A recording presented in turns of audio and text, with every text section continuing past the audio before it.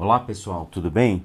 Sejam bem-vindos ao nosso quadro CSI Cast, o seu YouTube Cast ou podcast de investigação, perícia e medicina legal, além de estudos. Eu sou o professor Laércio Carneiro.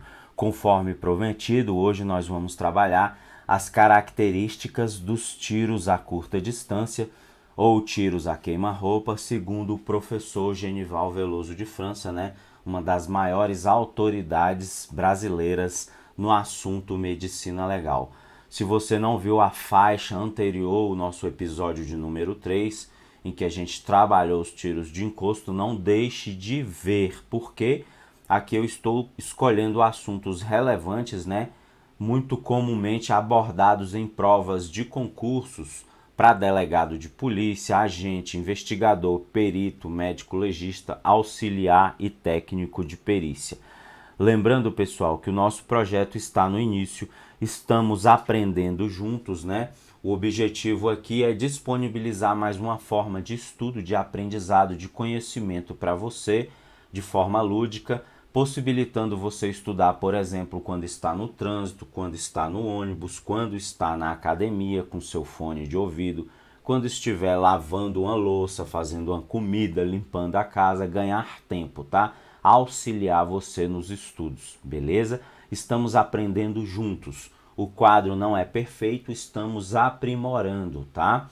Lembrando que é um podcast raiz, sem edição, porque a edição atrapalha, faz demorar o lançamento de um novo episódio e além disso, porque leva um tempo e tem um custo, tem um investimento. Eu não tenho tempo para editar, eu teria de pagar alguém para editar e anotar e orientar como deveria ser feito. Então isso toma tempo e torna-se menos inviável, tá? Então hoje aqui a gente vai trabalhar características importantes dos tiros a curta distância ou tiros a queima-roupa. Assunto esse muito bacana para quem gosta de balística de armas de fogo, para quem é entusiasta do mundo da investigação criminal, da medicina legal e da perícia, além de ajudar você nos concursos públicos, beleza? Então, características dos tiros a curta distância, segundo o professor Genival Veloso de França. Os ferimentos de entrada nos tiros a curta distância podem mostrar forma arredondada ou ovalar, orla de escoriação, ou seja, escoriação na borda da ferida, bordas invertidas, halo de enxugo, halo de tatuagem, orla de esfumaçamento, zona de queimadura, auréola equimótica e zona de compressão de gases. Veja que o professor França usa, os termos como sinônimos, gente? Orla, halo, zona, certo? Disse que um tiro é a curta distância quando desferido contra um alvo. Além da lesão de entrada produzida pelo impacto do projétil, efeito primário, são encontradas manifestações provocadas pela ação dos resíduos da combustão ou semicombustão da pólvora expelida pelo cano da arma, efeitos esses que chamamos de secundários. Quando, além das zonas de tatuagem de esfumaçamento, há alterações produzidas pela elevada temperatura dos gases, como a crestação de pelos e cabelos, manifestações da queimadura sobre a pele, tipo apergaminhamento da pele, escurecimento ou amarelamento, e zona de compressão de gases no vivo, nós vamos explicar mais adiante, considera-se essa forma de tiro a curta distância, popularmente conhecida como queima-roupa. O conceito do tiro a curta distância não diz respeito a esse ou aquele limite entre a boca do cano da arma e o alvo, referido às vezes em distância fixa determinada em centímetros. Então, gente, essa distância, curta distância, depende mais do calibre, do tipo de munição, do tipo de arma, tá? Esse conceito deve ser eminentemente prático e admitido até quando se podem evidenciar os estigmas dos efeitos secundários. Então, enquanto for possível visualizar os estigmas ou sinais dos efeitos secundários na superfície do corpo da vítima, a gente diz que o tiro é a curta distância, tá? A determinação da distância do tiro nessas circunstâncias não é uma tarefa muito difícil. Usa-se tiros de prova com a arma suspeita e a munição idêntica à utilizada originalmente em um departamento ou divisão de balística em um túnel balístico ou stand, até encontrar-se a mesma área, a mesma concentração e a mesma especificidade dos resíduos expelidos. Também através da pesquisa dos efeitos secundários do tiro sobre o alvo, no que diz respeito à composição química dos resíduos encontrados. Então, pessoal, ele está dizendo aqui que é possível, né, estudar as características químicas do tiro, estudando-se a natureza dos resíduos sobre a lesão em laboratório, tá? E ele está dizendo aqui também que é possível determinar a distância do tiro, explicando, né, o que o professor França quis dizer. É possível determinar a distância do tiro realizando-se tiros de teste em laboratório com a mesma arma e com a mesma munição, fazendo-se variar apenas a distância, obtendo o que a gente chama de residuograma, que é a impressão das áreas de tiro, as áreas de efeitos secundários do tiro sobre folhas de papel ou de cartolina branco, fazendo-se variar a distância do tiro, tá? Também através da pesquisa da posição química dos resíduos encontrados, ou seja, pela análise do residuograma, que se constitui no estudo de origem e dos efeitos das partículas metálicas e não metálicas expelidas juntamente com o projétil, além do estudo das características físicas e químicas dessas partículas de cada unidade de munição. Gente, vocês estão tendo assim uma oportunidade ímpar, né, de estudar trechos do professor Genival Veloso de França, que é altamente técnico, né, para quem não é profissional da área, altamente técnico e especializado. Eu estou estudando junto com vocês, né? É uma obra cara, é uma obra rara e a gente ainda está discutindo juntos, tá? A forma dos ferimentos de entrada em tiros a curta distância é geralmente arredondada ou ovalada, dependendo do ângulo de incidência do tiro. O ferimento de entrada, quando produzido por projéteis de alta energia, é sempre maior que o diâmetro destes. Projéteis de alta energia, pessoal, por exemplo, tiros de fuzil, que tem grande velocidade, grande energia cinética. Então, os orifícios de entrada desses tiros, desses projéteis nos corpos da vítima, são sempre de diâmetro maior que o do projétil. E o orifício de saída maior ainda, tá? Complementando o professor França. A orla de escoriação ou de contusão, ou seja, o arrancamento da pele em volta do orifício de entrada em tais ferimentos, deve-se ao arrancamento da epiderme, motivado pelo movimento rotatório do projétil antes de penetrar o corpo. Apresenta-se, portanto, como uma orla escoriada ou desepitelizada, ou seja, com a perda da epiderme ao redor do ponto de impacto da pele. Todavia, se o projétil encontra um obstáculo antes de penetrar no corpo, ou seja, se esse projétil impacta com outra estrutura antes, perde parte ou todo do movimento de rotação, desmotivando assim, desfazendo assim a formação da orla de escoriação. As bordas invertidas da ferida devem-se à ação traumática de fora para dentro sobre a natureza elástica da pele. Então, o professor França está dizendo que as bordas ficam para dentro, né, em razão da natureza traumática de fora para dentro do tiro.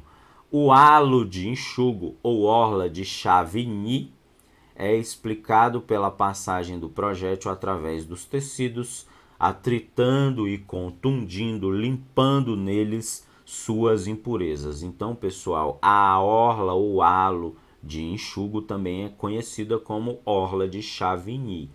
Esse epônimo, né, esse nome em homenagem ao médico legista que descreveu o sinal, pode ser cobrado em prova. Esse sinal não é comum, mas eu já vi ser cobrado, tá? Então memorize, halo de Chavigny é sinônimo de orla de enxugo.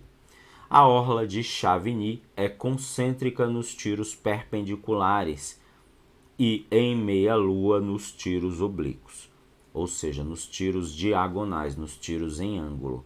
A tonalidade depende das substâncias que o projétil levava consigo ao penetrar o alvo. Em geral, a orla de enxugo é escura. Então é aquilo que a gente vê nas nossas aulas, né? Aquela bordinha enegrecida em volta do orifício de entrada do projétil de arma de fogo, resultante da deposição de resíduos do tiro, resíduos de pólvora ou resíduos metálicos provenientes do cano da arma ou da superfície do projétil que se depositam na borda da ferida.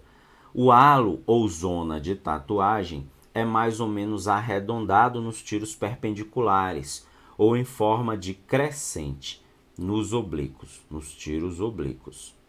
Essa tatuagem varia de cor, forma, extensão e intensidade, conforme o tipo de pólvora ou propelente. É resultante essa tatuagem da impregnação de grãos de pólvora incombustos que não inflamaram, que alcançam o corpo. Pela análise desse halo, a perícia pode determinar a distância exata do tiro, usando-se a mesma arma e a mesma munição em vários tiros de pólvora, de prova, até alcançar um halo de mesmo diâmetro que o original. Na realidade, determinar exatamente, o professor França exagerou um pouco aqui, determinar exatamente não é possível estimar, tá? Fazer uma boa aproximação, uma boa estimativa, certo? Serve para orientar a perícia quando a posição da vítima e do agressor. Nos tiros oblíquos, a tatuagem é mais intensa e menos extensa do lado do ângulo menor de inclinação da arma. Então, nos tiros oblíquos, nos tiros inclinados, a tatuagem ela é oval e mais intensa de um lado do que do outro. A tatuagem é um sinal indiscutível de orifício de entrada de tiros a curta distância, de tiros a queima-roupa, ou seja, a zona de tatuagem só aparece nos tiros a curta distância, é um sinal inquestionável. Nas armas com compensador de recuo, tanto o halo de tatuagem como a orla de esfumaçamento e a zona de queimadura sofrem alterações. Pessoal, o compensador de recuo são orifícios que tem na ponta do cano de algumas armas de fogo que tem recuo forte, e esse compensador de recuo, esses orifícios servem para diminuir o recuo, diminuir a movimentação da arma, melhorar a recuperação da cadência do tiro, da pontaria entre um tiro e outro. São orifícios na ponta do cano da arma, para diminuir aquilo que as pessoas chamam popularmente de coice, porque aquilo prejudica a pontaria. Exemplo de armas que tem compensador de recuo: armas longas, comumente algumas armas longas têm, tipo fuzis, e algumas pistolas. Exemplo, a pistola Imbel MD5.40, que é a arma que eu utilizo lá na polícia, no meu trabalho, tem esse compensador de recuo, tá?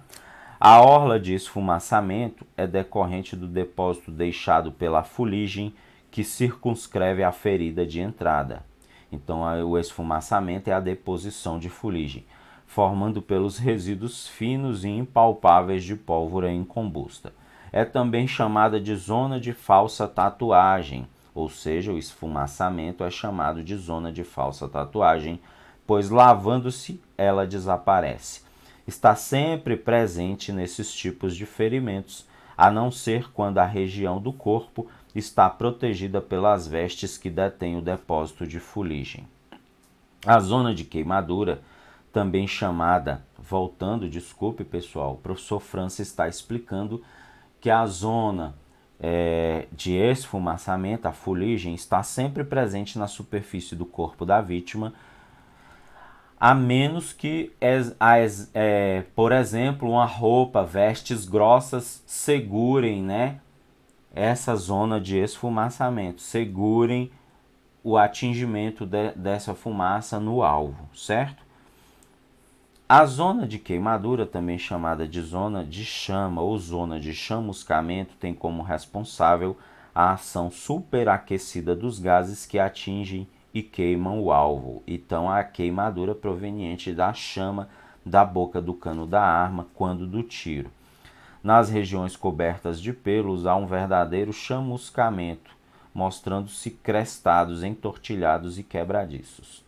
Essa reação fala sempre em favor do orifício de entrada em deflagração a queima-roupa. Então, a zona de queimadura sempre diz que se trata de um orifício de entrada. A pele apresenta-se apergaminhada, de tonalidade vermelha escura em geral e de acordo com a cor da pólvora.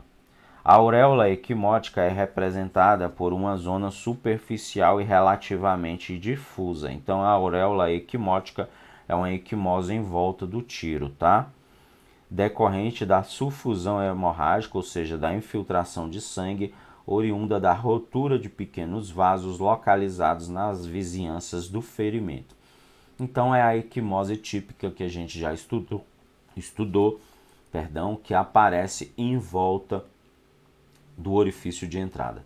Essa auréola é vista bem próximo à periferia do ferimento de entrada, de tonalidade violácea, podendo, todavia, estar encoberta por outros elementos. Por fim, a zona de compressão de gases, vista apenas nos primeiros instantes, ainda na vítima viva, ou seja, logo depois do tiro, é representada pela depressão da pele em virtude da ação mecânica da coluna de gases que segue o projétil nos chamados tiros a queima-roupa.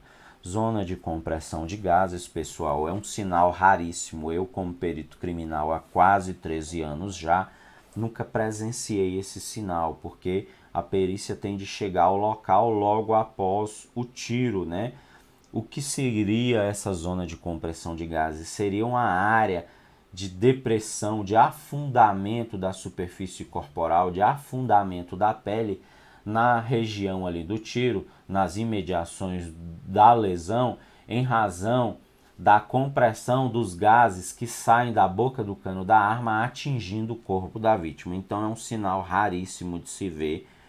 Eu, em quase 13 anos de perícia, nunca presenciei isso, já tendo examinado milhares de corpos, tá, de vítimas de projéteis de arma de fogo. Pelo menos centenas, vou quantificar isso ainda. Eu sei que já realizei mais de cerca de 3, 4 mil perícias de locais de crime, incluindo várias de locais de morte violenta com arma de fogo. 70% das mortes violentas no Brasil são produzidas com arma de fogo. Cerca de um terço das perícias que fazemos, pelo menos 25%, são perícias de morte violenta com arma de fogo na minha região, na minha regional. Então a gente tem bastante experiência com isso, além de contribuir com os colegas na análise dos casos deles quando há dúvida, tá? Então esse sinal de zona de compressão de gases na prática é difícil de se ver. Pessoal, a gente termina por aqui o nosso estudo hoje na forma de podcast, né, das características dos tiros a curta distância ou a queima-roupa. Espero que você tenha gostado. Por mais que pareça simples, demanda tempo e dá um trabalho, né? Mas está sendo prazeroso, está sendo uma experiência muito boa para mim. Eu estou também estudando com vocês e aprendendo, está sendo excelente, tá? Eu reviso alguns assuntos que eu já estudei há algum tempo, porque a gente no dia a dia, no automático, né, acaba que vai preparando as aulas ali com o que já sabe, com o que é mais cobrado, e a gente acaba lendo menos, né, gente? E esse quadro está sendo excelente porque eu estou aprendendo juntamente com vocês, tá? E se você gostou, se foi útil, se vai te ajudar de alguma forma na sua prova, nos seus estudos, no seu conhecimento de medicina legal, eu peço o seu like, eu peço que você compartilhe o vídeo, inscreva-se no nosso canal para ajudar e contribuir com esse projeto, tá, gente? É um projeto ímpar, você pode ver Não existe essa iniciativa por parte de nenhum outro canal do YouTube, tá? De nenhum outro professor. Então espero que vocês estejam gostando. A continuidade do quadro vai depender da aceitação de vocês e de vocês estarem gostando não, ou não, né? Caso vocês não estejam gostando, o quadro ainda está em teste, né? Ainda está na fase piloto. Aí depois a gente suspende e procura uma outra iniciativa que agrade mais o nosso público, tá? Então não deixe de deixar o seu joinha, curtir, compartilhar, comenta aqui embaixo o que você achou. Você achou difícil? Achou fácil? Auxilia? Não auxilia? É diferente daquilo que a gente vê em aula? Complementa ou não? Comenta aqui embaixo, eu quero saber a sua opinião. Fala pra mim o que você achou desse quadro. Então tá bom, pessoal. Um abraço, bons estudos e até a próxima. Valeu!